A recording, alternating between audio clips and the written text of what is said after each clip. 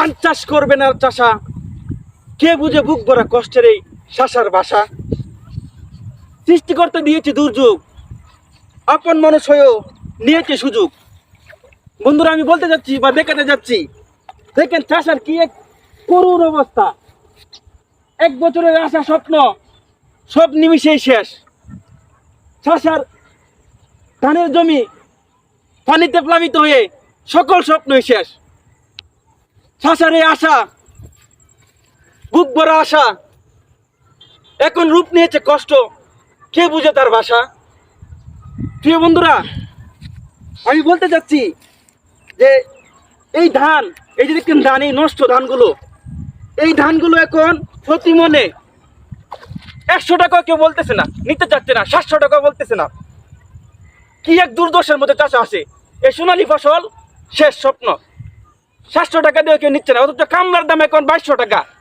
আপন মানুষ হয়েও, রক্তের মানুষ হয়েও এই কঠিন দুর্যোগের সময়ে চাষাকে পালাচ্ছে বিপদে। অধিক পরিমাণে রুজের দাম বৃদ্ধি করা দেওয়া হয়েছে, চাওয়া হচ্ছে 2200 টাকা।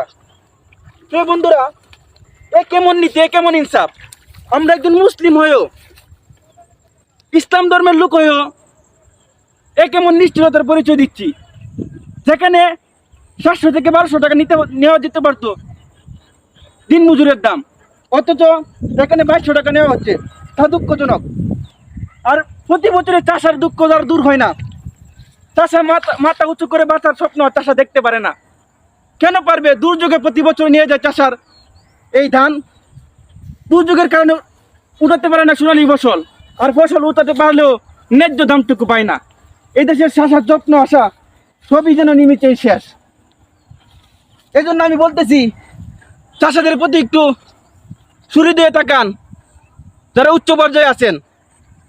চাষাদেরকে ন্যায্য অধিকার দেন, তাদের বৈষম্য দূর করেন তাদের প্রতি। এই বৈষম্যের কারণে চাষা মাথা নিচু করে বাঁচতে হচ্ছে।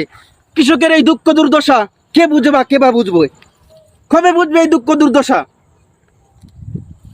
চাষা বাঁচলে বাঁচবে দেশ, কৃষক বাঁচলে হাসবে দেশ, এই স্লোগান ছিল।